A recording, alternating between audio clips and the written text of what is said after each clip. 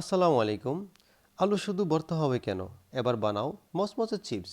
নিজের হাতে তৈরি করা খাবারের স্বাদই আলাদা। এভাবে শুধু একবার বানিয়ে দেখুন। দোকানে চিপস খাওয়া ভুলেই যাবেন। এটা খুবই সহজ। যে কেউ খুব সহজেই তৈরি করে নিতে পারেন আলুর চিপস। আমি 4টি মাঝারি আকারের আলু নিয়েছি। তারপর এই আলুগুলিকে ভালো করে ধুয়ে চামড়া চলে নিয়েছি। তারপর এভাবে কিছুক্ষণ পানিতে ভিজিয়ে রাখবো। এই আলুগুলিকে স্লাইস করার জন্য আমি এরকম একটি গ্রেটার নিয়েছি। এই ধরনের গ্রেটার সবার বাসায় থাকে। লক্ষ্য করুন আমি কিভাবে আলু স্লাইস করে নিচ্ছি। স্লাইসগুলো দেখতে নেটের মতো শেপ নিয়ে আসার জন্য আমি প্রত্যেকবার আলুটাকে একটু করে ঘুরিয়ে স্লাইস করে নিচ্ছি। এক্ষেত্রে একটু সতর্কতার সাথে স্লাইসগুলো করে নিতে হবে, কেননা ধারালো ব্লেডের আঘাত হাতের আঙুলে যেন লেগে না যায়। এইভাবেই আমি আলুগুলিকে স্লাইস করে নিয়েছি। পানিতে ভিজিয়ে নিচ্ছি যেন অতিরিক্ত স্টার্চ বের হয়ে যায়। ভিজিয়ে রাখা স্লাইসগুলো এখন ভালোভাবে ধুয়ে নিচ্ছি।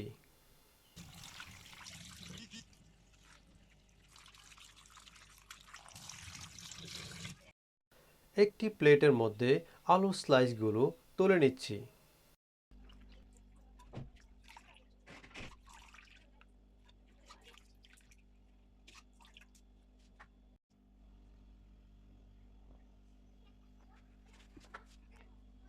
একটি পরিষ্কার তাওয়াল নিয়েছি এবং এর মধ্যে স্লাইসগুলো দিয়ে দিচ্ছি যেন পানিগুলো সহজে জড়িয়ে নেওয়া যায়।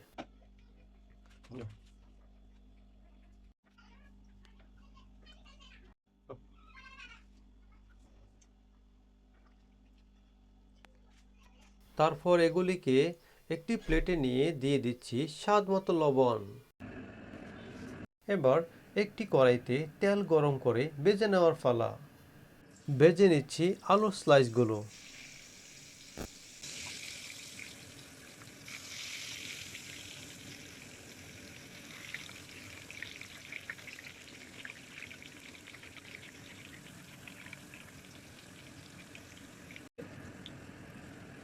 এই তো দেখুন ভাজা হয়ে গিয়েছে আলুর চিপস। এগুলোকে তুলে নিচ্ছি এবং এভাবেই সবগুলো ভেজে নিচ্ছি।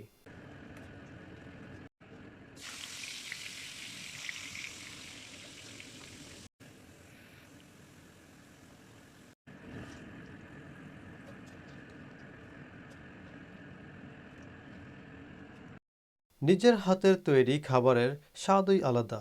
সুস্থ থাকতে চাইলে নিজের হাতে তৈরি করে এমন মচমচে চিপস আর নয় বাহিরের চিপস, নিজে বানাও, খাও আর সবাইকে তাক লাগাও। দিয়ে দিচ্ছি এখন ম্যাজিক মশলা, যা চিপসের টেস্ট আরও সুস্বাদু করে তোলে। বাসায় আলু থাকবে, তেল থাকবে, কিন্তু দোকানে চিপস আর থাকবে না। একবার খেলে হাত থামবে না। প্লেট শেষ হয়ে গেলে তো মনই ভরবে না। এমন আরও নতুন ও ইন্টারেস্টিং ভিডিও পেতে চ্যানেলটি সাবস্ক্রাইব করুন এবং সুস্থ থাকুন। ধন্যবাদ।